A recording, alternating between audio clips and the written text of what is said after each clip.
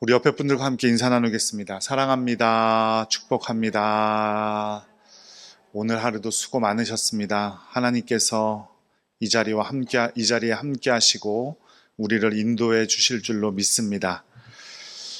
저도 가보지는 못했지만 미국의 아틀란타라는 곳이 미국 안에서 한인들이 많이 모여 사는 곳 중에 하나라고 해요. 그래서 아틀란타 한인교회 같은 경우에는 모이는 예배 인원 수가 1000명도 넘고 그런 교회인데 그만큼 한인들이 많이 산다는 거겠죠.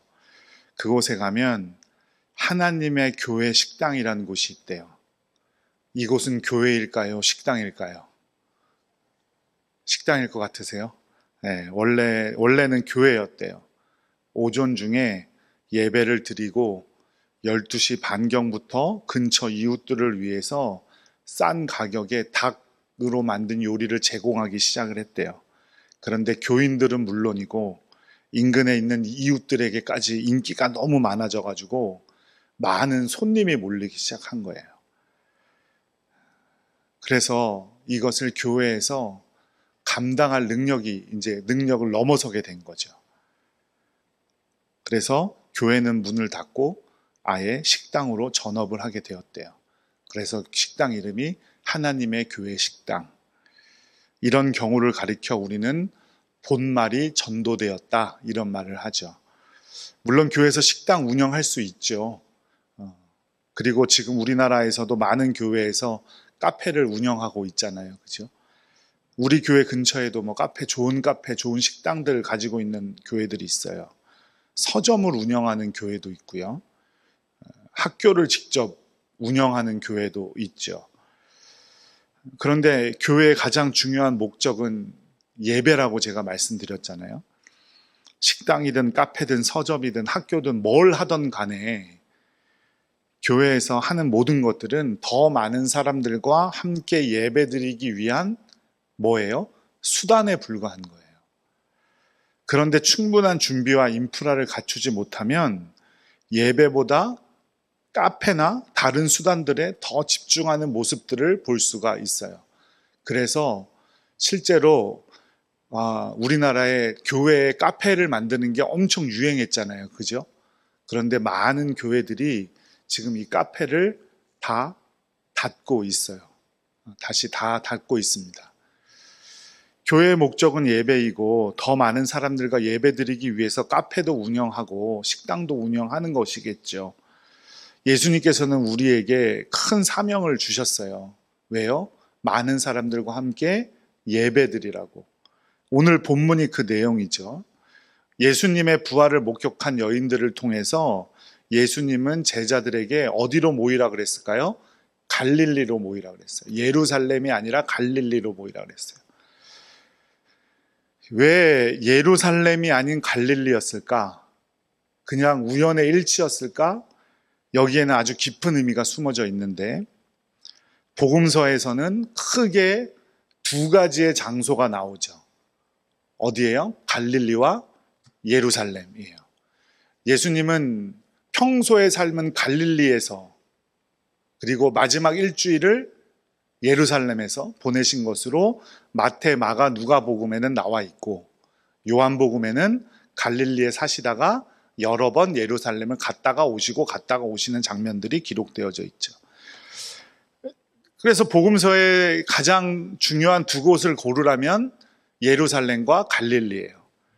그 중에서도 예루살렘에서는 특별한 사건들, 중요한 일들이 다 예루살렘에서 이루어지죠. 예수님은 어디서 태어나셨어요? 베들레헴에서 태어나셨죠. 베들레헴은 갈릴리 근처예요? 예루살렘 근처예요? 예루살렘 근처예요. 예루살렘과 아주 가까운 곳이죠.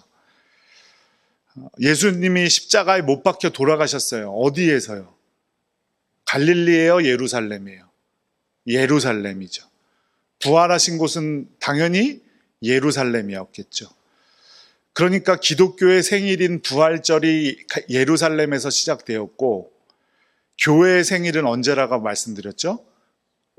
오순절이라고 말씀드렸죠. 성령 강림절. 성령 강림절은 어디서 시작됐어요? 성령 강림절에 성령의 역사가 어디에 있었어요? 갈릴리예요? 예루살렘이에요?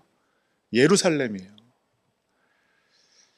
그런데 예수님은 제자들을 예루살렘으로 부르시지 않고 갈릴리로 부르셨어요.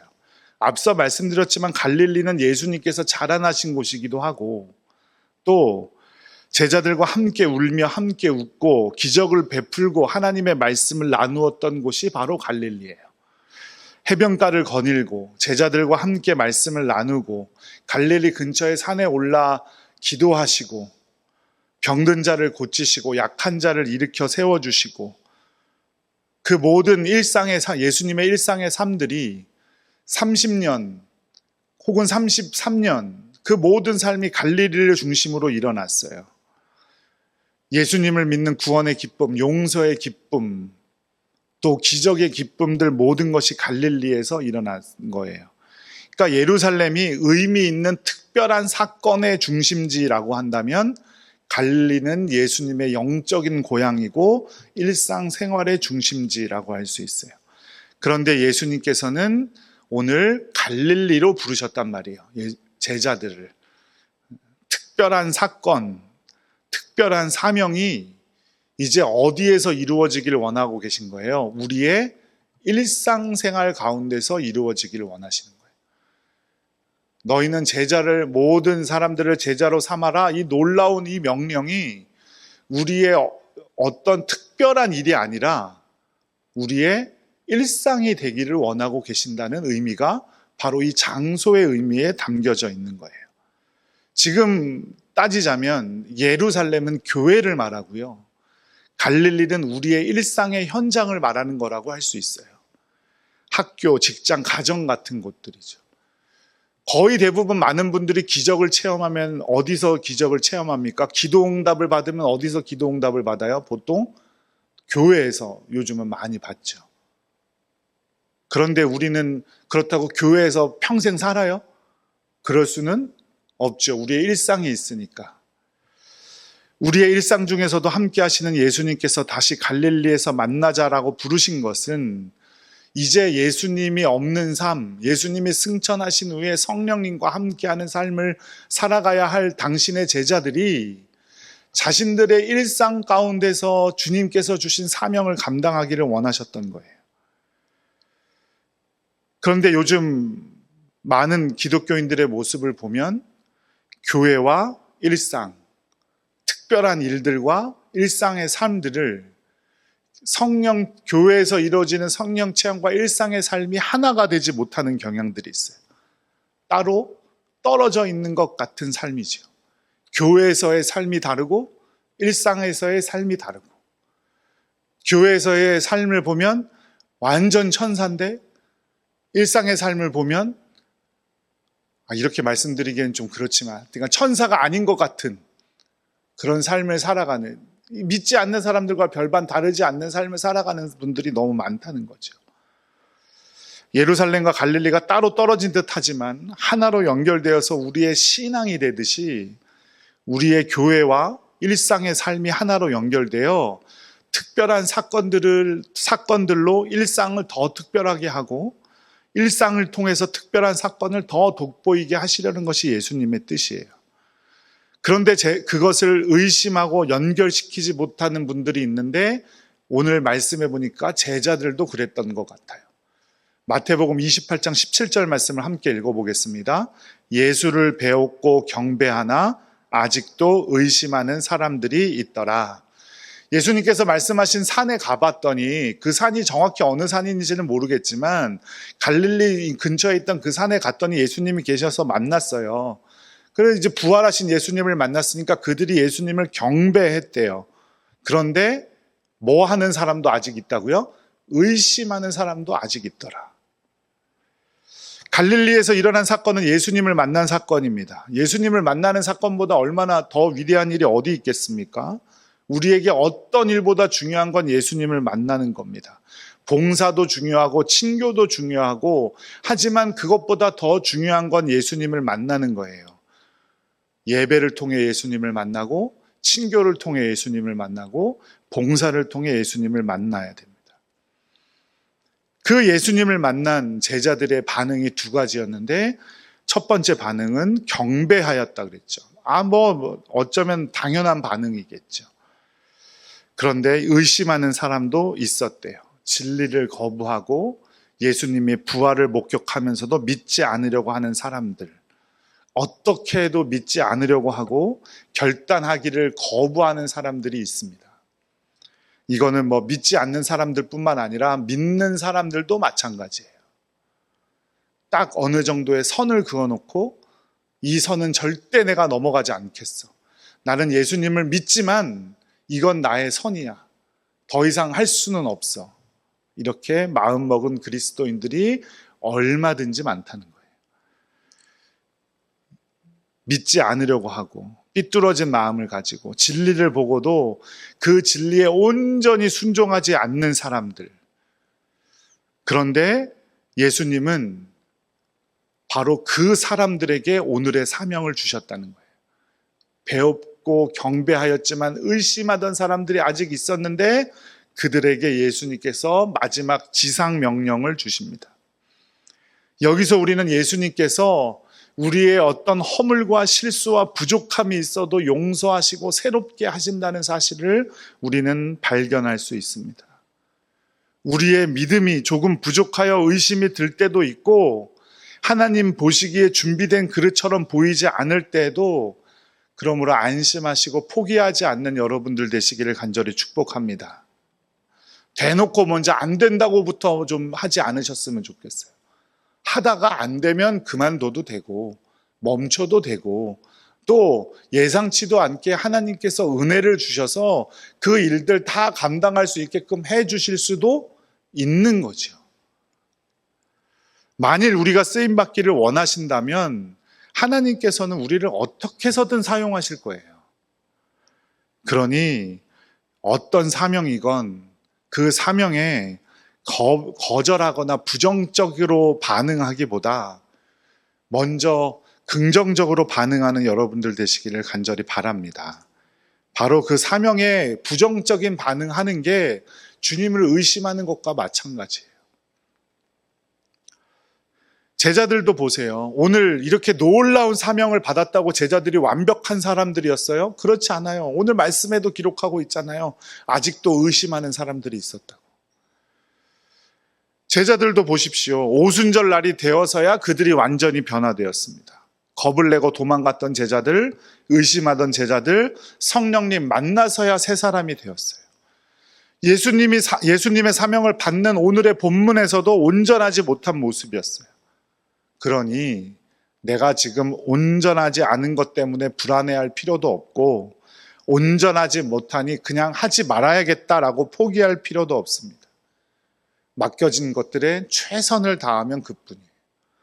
성령님의 능력으로 옷 입혀서 우리가 쓰임받아야 할 곳이라면 주님께서 우리를 사용해 주실 줄로 믿습니다.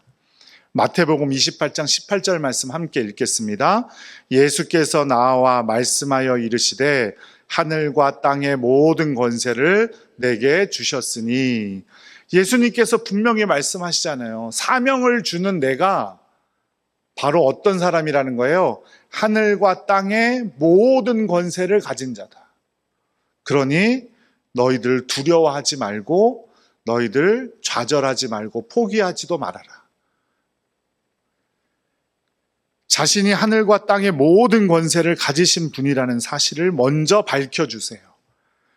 이 말씀은 정확히 사실이죠. 부활하신 예수님은 하늘과 땅의 모든 권세를 가지신 분이에요. 그분이 우리에게 오늘 사명을 주신대요. 자신의 권세를 먼저 말씀하시고 우리에게 명령하셨다는 것은 도와주시겠다는 거예요? 도와주시지 않겠다는 거예요? 도와주시겠다는 거죠. 만약에 도와주시지 않겠다는 거면 우리 놀리는 것밖에 더 돼요. 그죠? 나는 이만큼 권세가 있다. 너희들은 너희들 알아서 같이 가서 사명 감당해라. 이런 말이 아니잖아요. 자랑하고 조롱하려고 그 권세를 먼저 말하신 게 아니라고요. 어떻게 하신다고요? 도와주시려고. 내가 너희와 항상 함께 있는데 내 권세가 이만한 권세를 가지고 있다는 것을 밝혀주시기 위한 것이에요. 예수님께서는 이 권세를 분명히 말씀하신 후에 우리에게 말씀해 주십니다. 마태복음 28장 19절 20절 함께 읽겠습니다. 그러므로 너희는 가서 모든 민족을 제자로 삼아 아버지와 아들과 성령의 이름으로 세례를 베풀고 내가 너희에게 분부한 모든 것을 가르쳐 지키게 하라. 볼지어다 내가 세상 끝날까지 너희와 항상 함께 있으리라 하시니라. 아멘. 이 말씀의 포인트는 어디에 있냐면요. 모든 민족을 제자로 삼아와 가장 마지막 절에 볼지어다 내가 세상 끝날까지 너희와 항상 함께 있으리라 여기에 있는 거예요. 볼지어다 라는 접속사는요. 주목 이런 뜻이에요. 주목해라. 너희가 나는 모든 민족을 제자로 삼기를 원하는데 주목해라. 내가 너희와 항상 함께 있을 거야. 이 말씀을 좀 어려운 말로 대위임령이라고 하죠. 어떤 위임의 명령보다 크다고 해서 대위임령이라고 하고 지상 최대의 명령이라고도 해요. 근데 그 말씀을 받는 사람들이 어떤 상태였다고요? 아직도 의심하던 자들이었다.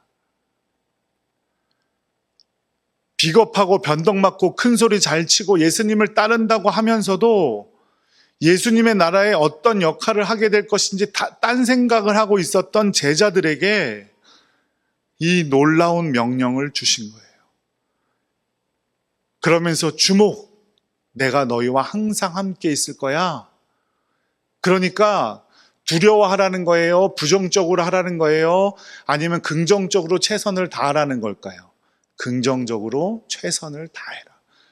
우리에게 맡긴 일은 그거예요. 긍정적으로 최선을 다하는 거. 만약에 예수님께서 어떤 결과를 원하셨다면 분명히 써놓으셨겠죠. 목사는 10명, 장로는 5명, 권사는 3명, 꼭 죽기 전에 꼭 이만큼 전도해야 된다? 그런데 예수님 그렇게 말씀하시지 않았어요. 사명을 맡기시면서 말씀하신 건 뭐예요? 주목! 내가 너희와 항상 함께 있을 거야. 나에게는 이만한 하늘과 땅의 권세가 있으니 그런 내가 너희와 항상 함께 할 테니까 두려워하지도 말고 부정적으로 생각하지도 말고 모든 민족을 제자로 삼는 일에 최선을 다해라. 이 말씀이에요. 그것도 이 제자들이 지금 몇 명이에요? 몇 명이라고 기록하고 있어요? 말씀해 보니까 11명의 제자들이었다고 그랬죠. 원래 몇 명이었는데요? 12명이었죠. 한 명 어디 갔어요? 가룟 유다. 죽었어요. 스스로 목숨을 끊었어요. 예수님은 벌써 이 제자들에게 한 번의 배신을 당했어요. 그리고 또 배신을 당했어요. 누구에게요? 베드로에게. 3번이나 부인했어요. 그럼에도 불구하고 예수님은 다시 한번 그 제자들에게 이 놀라운 사명을 맡기시는 거예요. 이 얼마나 큰 은혜고 놀라운 사랑입니까? 게다가 내가 맡기니까 너희가 꼭 일어나야 돼. 못하면 내가 두고 봐라 어떻게 하는가가 아니라 볼지어다 내가 세상 끝날까지 너희와 항상 함께 있을 거야. 이 말은 어떤 의미일까요? 못해도 괜찮아. 잘 안 돼도 돼. 내가 너희와 항상 함께 있을 거니까 그러니까 두려워하지 말고 최선을 다해라. 내 말을 꼭 잘 들어줘. 이런 의미였겠죠. 실패해도 다시 한번 일어서 봐. 내가 이 큰 권세로 너와 함께 있잖아. 이런 뜻이겠죠. 그런데 사실 이 말씀이 예수님이 처음 이런 말씀을 하신 게 아니라 구약 성경 처음에서부터 끝까지 면면이 이루고 있는 하나님의 말씀이에요. 한번 말씀 하나 찾아볼까요? 여호수아 1장 9절 말씀 함께 읽어볼게요. 시작. 내가 내게 명령한 것이 아니냐. 강하고 담대하라. 두려워하지 말며 놀라지 말라. 내가 어디로 가든지 내 하나님 여호와가 너와 함께 하느니라 하시니라. 아멘. 모세가 죽었어요. 여호수아가 그 후임자가 돼가지고 이 말도 지지리도 안 듣고 맨날 하나님 불평 원망하던 이 이스라엘 민족을 이끌고 이제 가나안 땅에 들어가야 되는 거예요. 여호수아가 얼마나 걱정이 많았겠어요. 근심도 많지 않았겠습니까? 그때 하나님께서 이 여호수아에게 말씀하시는 거예요. 내 하나님 여호와가 너와 함께 하느니라. 내가 어디로 가든지. 그런데 무엇이 걱정이겠습니까? 요한복음 16장 33절에도 이렇게 말합니다. 함께 읽어보겠습니다. 이것을 너희에게 이르는 것은 너희로 내 안에서 평안을 누리게 하려 함이라. 세상에서는 너희가 환난을 당하나 담대하라. 내가 세상을 이기었노라. 너희가 환난을 당할 수 있지만 담대하래요. 왜요? 내가 세상을 이겨 놓았으니까 담대하게 살아가라 이 말씀입니다. 우리 주님께서는 인간이 감당할 수 없는 엄청난 그 명령 사명을 우리에게 주시는데 그냥 주시고 끝이 아니라 놀라운 권세로 우리와 함께 해주시겠다고 약속하시는 거예요. 부흥은 누군가가 하는 것 같고 내가 하는 것 같기도 하고 목사님이 하는 것 같기도 하지만 실상은 우리와 함께 하시는 주님께서 이루시는 것임을 믿으시기 바랍니다. 우리의 구원도 그랬잖아요. 내가 예수 믿게 된 것도 생각해 보세요. 내 노력이 아니라 내가 태어나기도 전에 내가 계획되기도 전에 예수님께서 우리의 죄를 대신해서 십자가에 못 박혀 죽으심으로 말미암아 우리를 구원하신 거잖아요.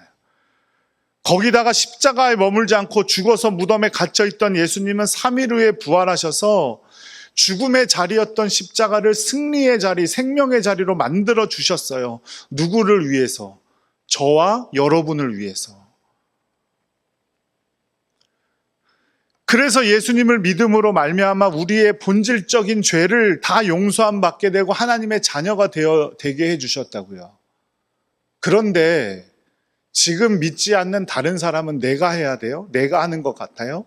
그렇지 않아요. 그건 역시 우리 주님께서 하시는 거예요. 우리가 할 일은 뭡니까? 모든 민족을 제자 삼는 거예요. 모든 민족이 주님의 복음을 알 수 있도록 열심히 최선을 다하는 겁니다. 우리가 어떻게 모든 민족을 제자로 삼을 수 있겠어요? 제가 엊그저께 저희 친구랑 통화를 하면서 친구 아버지가 선교사님이시거든요. 이번 주일 오후 예배 때 이 얘기가 궁금하시면 주일 오후 예배 오세요. 제가 해드릴게요. 재미난 얘기예요. 이 얘기도. 그러니까 아버님은 요새 어디 계시니? 그랬더니 레소토라는 곳에 계신대요. 들어는 보셨어요? 레소토? 전 처음 들어본 나라예요. 아프리카에 있는 나라래요. 거기 계시대요. 이제 연세가 80이 거의 다 되셨거든요. 그런 우리가 이름도 들어보지 못한 나라와 민족이 있는데 우리가 어떻게 다 하겠어요? 그죠? 그러면 다 못하면 이제 우리는 다 예수님께 혼날 일만 남았어요? 그런 게 아니라는 거예요. 이 말씀은. 우리는 우리의 사명에 최선을 다하고 그 다음은 하나님께서 책임져 주심을 믿고 우리는 부족하고 연약하고 모자라지만 그럼에도 불구하고 하나님께서 우리와 함께 하신다. 그것을 믿음으로 우리는 우리의 사명에 최선을 다하는 겁니다. 내 노력으로 누군가를 구원할 수 있어요? 없어요? 없죠. 우리의 주님의 능력으로 구원받는 거잖아요. 그러면 항상 우리와 함께 하시는 하나님께서 이루어 주신다는 거예요. 우리는 노력할 뿐이에요. 이 역시 하나님께서 우리에게 주신 명령으로 성경을 통해 면면이 흐르고 있어요. 창세기 1장 28절 함께 읽어볼까요? 생육하고 번성하여 땅에 충만하라. 땅을 정복하라. 바다의 물고기와 하늘의 새와 땅에 움직이는 모든 생물을 다스리라.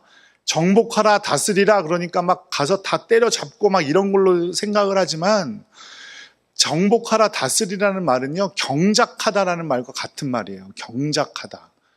경작하다는 말이 영어로 옮겨져서 어떤 단어가 되냐면 컬처예요. 컬처가 우리나라 말로 뭐냐면요, 문화예요. 문화를 이룬다는 뜻이에요. 정복하고 다스리다는 말은 문화를 이룬다는 말이에요. 무슨 문화를 이루어요? 하나님의 문화를 이루고 기독교의 문화를 이룬다는 말이에요. 하나님이 모든 우주 만물을 창조하셨어요. 지구 위의 온갖 동물과 바다의 고기와 하늘의 해와 온갖 것들을 다 만들어 주셨어요. 왜요? 저와 여러분을 위해서. 그것을 믿지 않는 사람들에게 알리고 그런 문화를 만들어 가는 것이 우리의 책임이라고요. 저 이슬람교 믿는 사람들이랑 전쟁해갖고 정복하고 그들을 다스리고 그들을 우리의 종으로 만들고 그런 게 정복하라 다스리라가 아니에요. 우리는 이 땅의 모든 일들을 하나님을 믿을 수 있도록 문화를 만들어주고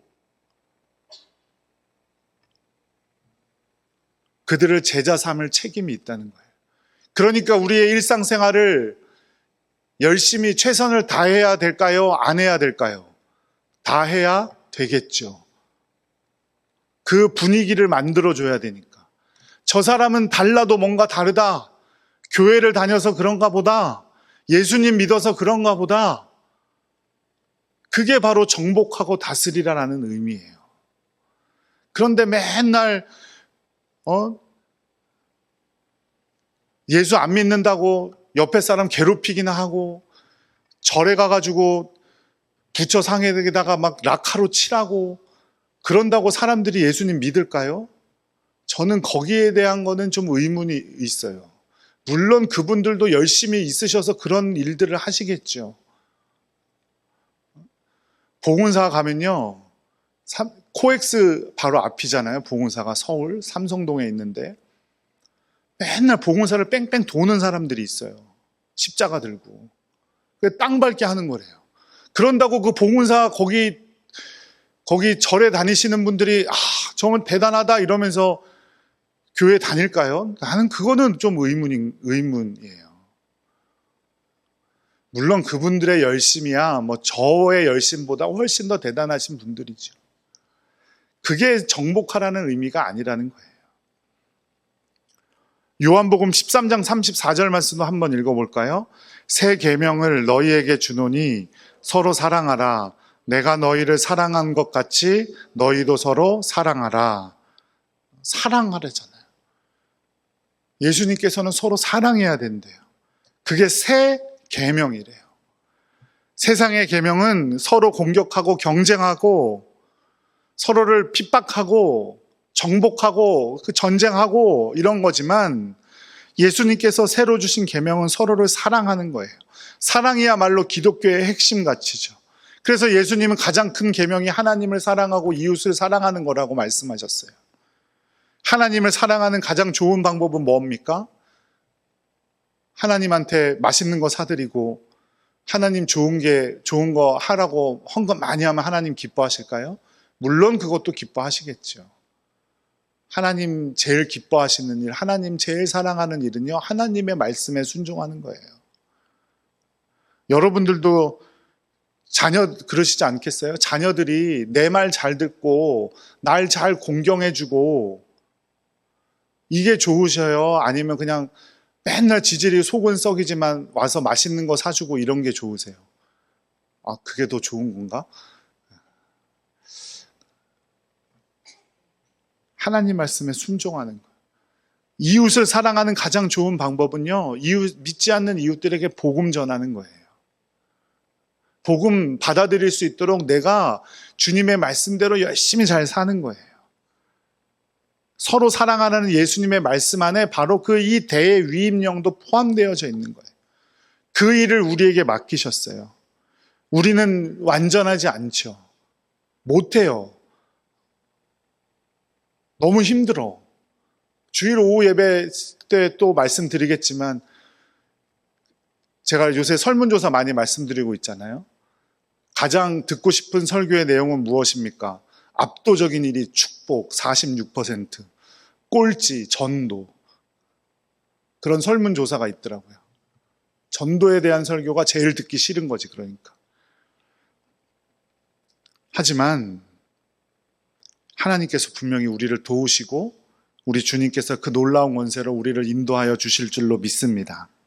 아프리카 선교하면 빠지지 않고 언급되는 선교사님이 바로 데이빗 리빙스턴 선교사님이에요.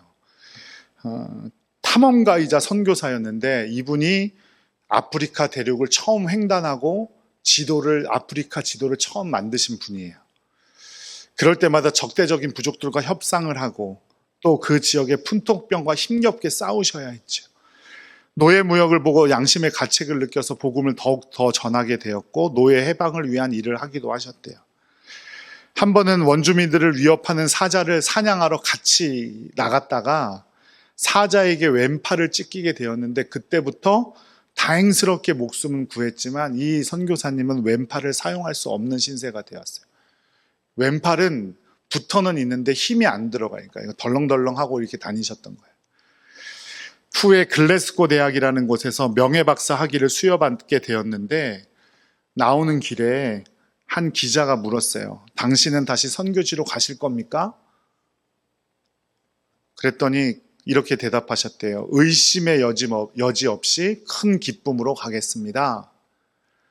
그리고 이어지는 인터뷰에서 왜 그렇게 팔까지 못 쓰게 되었는데 왜 그런 위험한 일들을 계속 하려고 하십니까?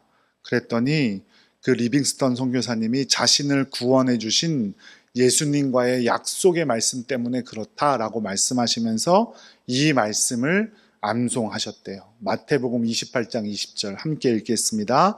내가 너희에게 분부한 모든 것을 가르쳐 지키게 하라. 볼지어다 내가 세상 끝날까지 너희와 항상 함께 있으리라 하시니라. 주님께서 우리와 항상 함께 하시며 우리를 도우실 줄로 믿습니다. 주님 주신 약속의 말씀을 붙들고 믿음의 결단을 이어나가는 여러분들 되시기를 간절히 축복합니다. 그러면 우리 주님께서는 언제나 우리와 함께 하실 줄로 믿습니다.